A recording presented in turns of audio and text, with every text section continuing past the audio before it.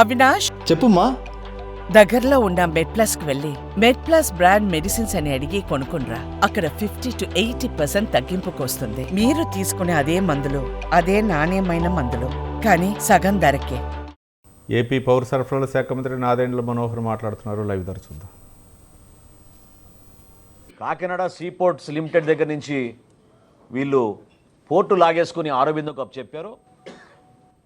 ఆ రోజు నుంచి మీరు చూస్తే లెక్కలు ప్రతి ఒక్కరు కూడా ఆశ్చర్యం కలిగిస్తాయి. 3 ఆర్థిక సంవత్సరాల్లో, నేను 5 సంవత్సరాలు కూడా చెప్పడం లేదు, కేవలం గత 3 ఆర్థిక సంవత్సరాలు చెప్తున్నాను. గత 3 ఆర్థిక సంవత్సరాల్లో మన రాష్ట్రంలో గంగారాం పోర్టులో బియ్యం ఎగుమతి 2,20,289 మెట్రిక్ టన్నులు. కృష్ణపట్నం అధునాతమైంది, చాలా పెద్ద పోర్టు. ఇక్కడ 23,51,218. విశాఖపట్నం అన్నిటికన్నా పెద్ద పోర్టు, 38,02,000 మెట్రిక్ టన్నులు. ఇప్పుడు కాకినాడకు వస్తే లెక్కలు చెప్తే మీరే ఆశ్చర్యపోతారు. కాకినాడ పోర్టులో వీళ్ళు దుర్మార్గంగా ఈ 3 సంవత్సరాల నుంచి చేసింది 1,31,18,346 మెట్రిక్ టన్నులు. దీని విలువ ఒక్క కాకినాడదే చెప్తున్నాను. కాకినాడలో రైస్ ఎగుమతి విలువ ఈ 3 సంవత్సరాల్లో 48,537 కోట్ల రూపాయలు. అంటే ఏ స్థాయికి చేరారో చూడండి మీరు. 48,537 కోట్ల రూపాయలు వీళ్ళు అక్కడి నుంచి బియ్యం ఎగుమతి చేశారు కాకినాడ పోర్ట్ నుంచి. ఏ రోజైనా ఇప్పుడు నిన్న చాలామంది హడావుడిగా ప్రెస్ కాన్ఫరెన్స్లు పెట్టారు. కన్నబాబు గారు పెట్టారు, చంద్రశేఖర్ రెడ్డి గారు పెట్టారు, వైఎస్ఆర్సీపీ నాయకులు చాలామంది హడావుడి చేశారు. గౌరవ ఉప ముఖ్యమంత్రి గారు పవన్ కళ్యాణ్ గారు ఎందుకు కాకినాడ పోర్టుకి రావాల్సి వచ్చింది? ఈ విధంగా ప్రజలకు సంబంధించిన ఆస్తిని పూర్తి స్థాయిలో ఒక కాన్స్పిరసీ వీళ్ళు తయారు చేసుకుని దుర్వినియోగం చేసి రాష్ట్రానికి నష్టం కలిగిస్తుంటే, ఇదేమైనా ఒక వ్యక్తి పైన మేము కక్ష కట్టామా? ఒక కుటుంబానికే మేము పరిమితం అయ్యామా? సో దీని వెనక ఎవరున్నారు? ఎంత పెద్ద కాన్స్పిరసీ జరిగిందంటే జగన్మోహన్ రెడ్డి గారి ప్రభుత్వంలో ఆయనే ముఖ్యమంత్రి, ఆయనకి తెలియకుండా జరగదు కదా ఇది. ఆరోబిందో రియాలిటీకి కాకినాడ సీపోర్ట్స్ ఎందుకు 41% వాటా ట్రాన్స్ఫర్ చేసింది? ఏ సందర్భంలో చేసింది? ఏ విధంగా బెదిరించి భారతదేశంలో కార్పొరేట్ చరిత్రలో ఏనాడు జరగని విధంగా కేవీ రావు గారిని వారి కుటుంబాన్ని బెదిరించి ఏ విధంగా వీళ్ళు 41% వాటా రాయించేసుకున్నారో ఖచ్చితంగా బయటికి రావాలి. బాధ్యత లేదా జగన్మోహన్ రెడ్డి గారికి? కాకినాడ సీపోర్ట్స్ లిమిటెడ్కి ఆరోబిందో రియాలిటీ ఏ విధంగా దూరింది? ఎందుకు మీరు జిఎంఆర్ దగ్గర నుంచి ఎస్సీజెడ్ లాగేసుకున్నారు?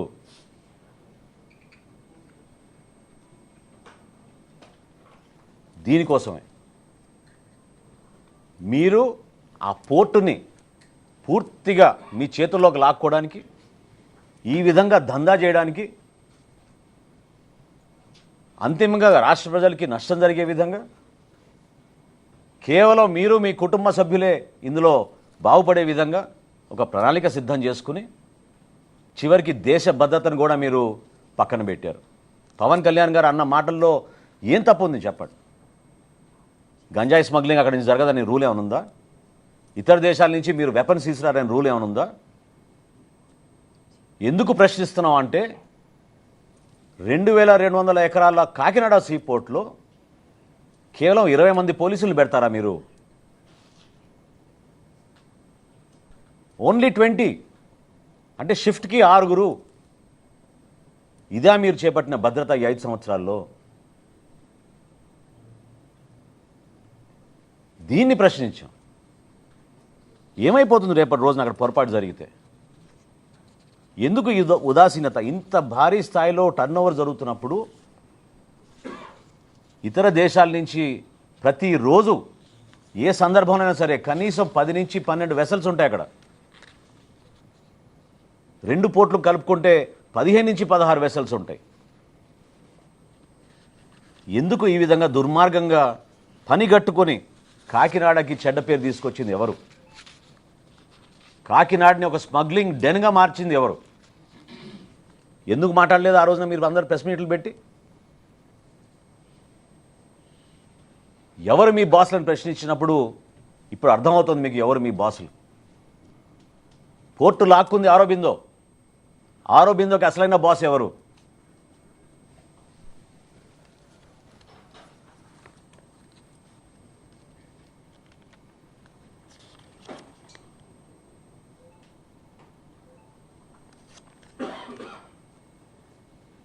గతంలో కూడా బియ్యం ఎగుమతులు జరిగినాయి, కానీ ఈ స్థాయిలో ఎప్పుడు జరగలేదు.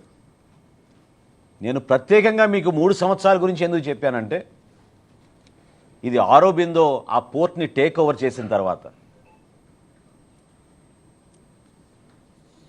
అసలు ఊహించని విధంగా కృష్ణపట్నంతో పోల్చుకున్న, విశాఖపట్నంతో పోల్చుకున్న 1,31,00,000 మెట్రిక్ టన్నులు కాకినాడ పోర్ట్స్ నుంచి వీళ్ళు బియ్యం ఎగుమతి చేశారంటే ఒకసారి ఆలోచించాలి. ఇందులో ఇంకొక పెద్ద కుంభకోణం ఉంది. కోవిడ్ వచ్చినప్పుడు కేంద్ర ప్రభుత్వం ప్రతి కుటుంబానికి ఉచితంగా బియ్యం సరఫరా చేయమని ఆదేశాలు జారీ చేసినప్పుడు దాదాపు 6,300 కోట్ల రూపాయలు బియ్యం వీళ్ళు లెక్కలు చూపించి ఇక్కడిని తరలించేశారు.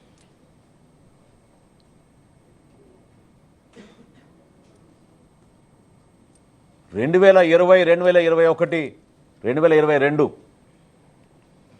ఈ 4 పోర్ట్లు కూడా నేను మీకు చెప్పిన లెక్కలు కోవిడ్ అప్పుడు జరిగిన ఎగుమతులు. లేకపోతే అసలు రైస్ ఎక్స్పోర్ట్ లేదు ఆ పోర్టుల నుంచి. ఓన్లీ కాకినాడ పోర్ట్ నుంచే రైస్ ఎక్స్పోర్ట్ ఉంది. మొత్తం కేంద్రీకృతం చేసి వ్యవస్థని వాళ్ళ గుప్పిట్లో పెట్టుకుని జిల్లా అధికారులు, పోలీస్ యంత్రాంగం, విజిలెన్స్ యంత్రాంగం అందరినీ వీళ్ళు పూర్తి స్థాయిలో కేవలం వాళ్ళ స్వలాభం కోసం ఉపయోగించుకున్నారు. ఎందుకు మాట్లాడలేదు ఇదే కన్నబాబు గారు, ఇదే ద్వారంపూడి చంద్రశేఖర్ రెడ్డి గారు గతంలో ఎందుకు మాట్లాడలేదు? వాళ్ళకేమున్నాయి వాటాలు అక్కడ? మానస కంపెనీకి 7 ఎకరాలు భూమి ఇవ్వలేదా పోర్ట్లో? మొన్న పవన్ కళ్యాణ్ గారు చాలా స్పష్టంగా చెప్పారు, ఒక వ్యక్తి గురించి కాదు మేము మాట్లాడేది, ఇక్కడ ఈ వ్యవస్థ ప్రక్షాళన జరగాలి. పూర్తి స్థాయిలో లోతుగా పాతుకుపోయిన వ్యవస్థని ప్రక్షాళన చేయడం కోసమే చేస్తున్న ప్రయత్నం ఇది.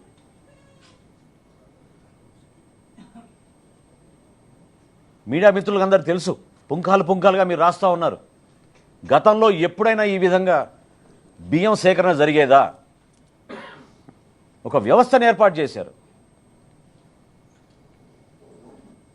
1000 కేసుల పైన నేను మంత్రి అయిన తర్వాత ఈ రోజున రాష్ట్ర వ్యాప్తంగా బుక్ చేశాం. సమాజం కోసం ఉపయోగపడే రైస్ మిల్లులు, ఉపాధి కల్పించే రైస్ మిల్లులు కూడా వీళ్ళు వాళ్ళ గుప్పిట్లో తెచ్చేసుకుని ఈ రైస్ స్మగ్లింగ్ చేయడానికి ఉపయోగించడం మొదలుపెట్టారు. వీళ్ళు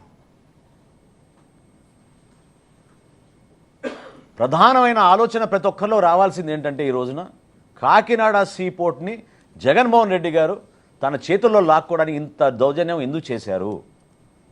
ఎందుకు కేవీ రావు గారి కుటుంబాన్ని ఈ విధంగా హింసించి ఇబ్బంది పెట్టి భారతదేశంలో కార్పొరేట్ చరిత్రలో ఎప్పుడు లేని విధంగా బలవంతంగా 41% వాటా బిగ్గెస్ట్ షేర్ హోల్డర్గా మార్చారు ఆరోబిందో రియాలిటీని ఈ రోజున.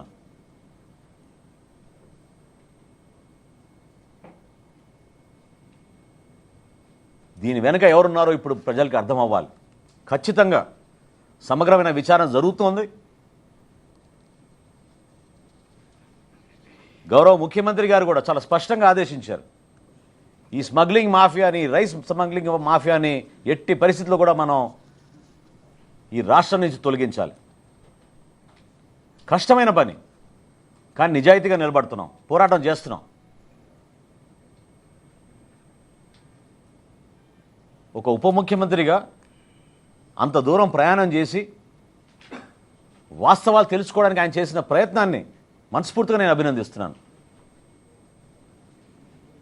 ప్రజలు కూడా అర్థం చేసుకోవాలి, రిస్క్తో కూడిన అంశం. ఒక బోట్ ఎక్కి ఏదైతే వెసల్ మొన్న సీజ్ చేశారో అక్కడ 640 మెట్రిక్ టన్నుల పీడిఎస్ రైస్గా నిర్ధారించామని చెప్పి కలెక్టర్ గారు చెప్పారు. పర్సనల్గా వెళ్ళి చెక్ చేద్దామని చెప్పి మేము చేసిన ప్రయత్నం ఆ రోజు కుదరలేదు. ఒక చిన్న బోట్ ఎక్కి సముద్రంలోకి వెళ్ళాల్సిన అవసరం ఏమొచ్చిందని నేను అడుగుతున్నాను. ప్రజల కోసం, సమాజానికి మేమిచ్చిన ఒక నమ్మకం. ఒక పార్టీ అధ్యక్షుడిగా, రాష్ట్రానికి ఉప ముఖ్యమంత్రిగా పవన్ కళ్యాణ్ గారు తీసుకున్న నిర్ణయం అంతిమంగా ఏదైతే గతంలో మేము ప్రతిపక్షంలో ఉన్నప్పుడు మాట్లాడి ప్రజలకి మేలు చేస్తామని చెప్పామో ఆ అంశాలపైన పోరాటం కోసం ఎప్పుడూ ఈ విధంగా నిలబడతాం.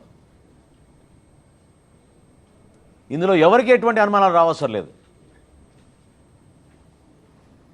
ప్రభుత్వంలో ఖచ్చితంగా అక్కడున్న వ్యవస్థని మార్చడానికి కోసం కొన్ని నిర్ణయాలు తీసుకుంటాం.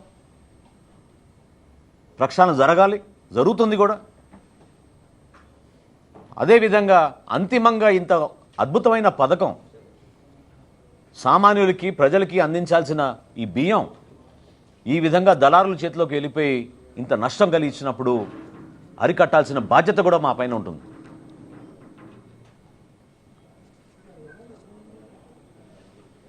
గౌరవ ముఖ్యమంత్రిగా చంద్రబాబు నాయుడు గారు, అదేవిధంగా మన ఉప ముఖ్యమంత్రి గారు పవన్ కళ్యాణ్ గారు ఇద్దరు కూడా ఈ ప్రక్షాళనలో ఎట్టి పరిస్థితుల్లో కూడా మార్పు చూపించాలి. అంతిమంగా ఎవరైతే దీని వెనక ఉన్నారో, ప్రత్యేకంగా ఈ కాకినాడ పోర్టుని వాళ్ళ కబంధ హస్తాల్లోకి లాక్కోవడానికి చేసిన ప్రయత్నం జగన్మోహన్ రెడ్డి గారు సమాధానం చెప్పాలి.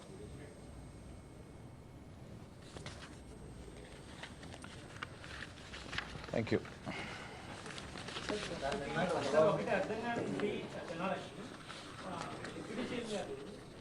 గత 6 నెలలుగా ట్రై చేస్తుంటే 10,000 మంది ఉద్యోగాలు పోతే రావద్దని చెప్పారు. సో ఎవరు చెప్పారు, చెప్తే ఎందుకు కాలేదు? ఇప్పుడు పోర్టు పైన మీరు ఎక్కువ దృష్టి సారిస్తే స్థానికంగా ఉన్న ఉద్యోగ అవకాశాలు కోల్పోతారు. అక్కడున్న హమాలీసు వాళ్ళు ఇబ్బంది పడతారు.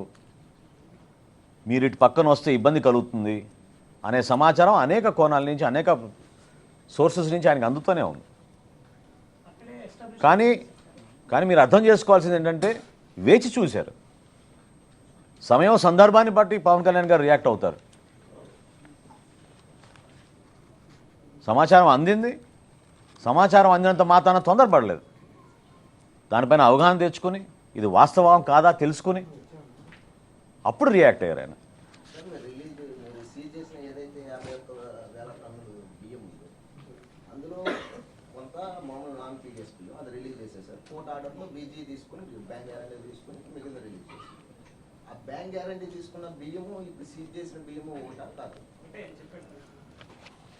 నిర్ధారించాలి ఇంకా.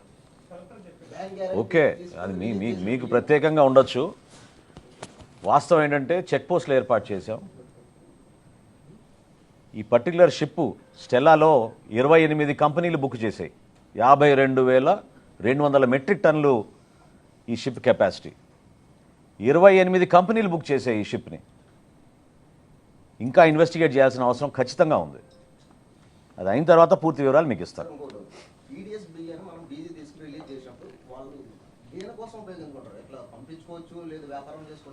అంటే ఎసెన్షియల్ కమోడిటీస్ చట్టంలో ఏముందంటే ఆహార ధాన్యాలని మనం సీజ్ చేసినప్పుడు బియాండ్ 6 months ఉంచకూడదు. ఎందుకంటే అంతిమంగా అది ప్రజలకు ఉపయోగపడాల్సిన పదార్థం కాబట్టి వాటిని మనం వేరే రోజుల్లో దాచిపెడితే మళ్ళీ కుళ్ళిపోతాయి, నిరుపయోగంగా మారుతాయనే ఉద్దేశంతో గౌరవ కోర్టు అట్లా ఆ విధంగా ఆర్డర్స్ ఇచ్చారు. ఎవరైనా సరే, అంటే మేము కూడా ఆక్షన్ చేసేస్తాం. పౌర సరఫరాల శాఖ నుంచి కూడా ఆక్షన్ చేస్తాం సీజ్ చేసిన బియ్యాన్ని. అది రూల్, అది ఎసెన్షియల్ కమోడిటీస్ యాక్ట్లో అది రూల్. మీరు 5 months బ్యాక్ జస్ట్ ఇది అనుబంధ ప్రశ్న. 5 months బ్యాక్ మీరు కొన్ని MLS పాయింట్లు అవి విజిట్ చేశారు, సీజ్ చేశారు, వాళ్ళ మీద బ్లాక్ లిస్ట్ పెట్టారు. చేశాం. బ్లాక్ లిస్ట్ పెట్టమని లిస్ట్ కొంచెం మీడియాకి రిలీజ్ చేయండి. షూర్, తప్పకుండా. సార్ కేవీ రావు గారు ఏమైనా కంప్లైంట్ చేశారా? దాని మీద ఏమైనా ఇన్వెస్టిగేషన్ జరుగుతుందా? నాకు తెలియదు, నా దృష్టికి ఉంది. మీరు చెప్పే 41% బలవంతంగా చాలా ఫోర్స్ఫుల్గా కార్పొరేట్ నా దగ్గర ఉన్న ఇన్ఫర్మేషన్ అది సుమోటోగా గవర్నమెంట్ చేయొచ్చు. చేయాలి, ఎంక్వైరీ చేయాలి. అదే కదా నేను కోరింది. ఖచ్చితంగా దీనిపైన సమగ్రమైన ఎంక్వైరీ జరగాలి. ఏ విధంగా 41.12% కాకినాడ సీపోర్ట్స్ లిమిటెడ్ దగ్గర నుంచి బలవంతంగా లాక్కుని ఆరోబిందో రియాలిటీకి అప్పచెప్పారో దానిపైన సమగ్రమైన విచారణ జరగాలి. ఇది మా పార్టీ డిమాండ్. మరి పక్కదారి పడుతున్న బియ్యం డిపార్ట్మెంట్ నుంచి వెళ్తుందా లేదా ప్రజల నుంచి వెళ్తుందా, ఎట్లా వెళ్తుంది?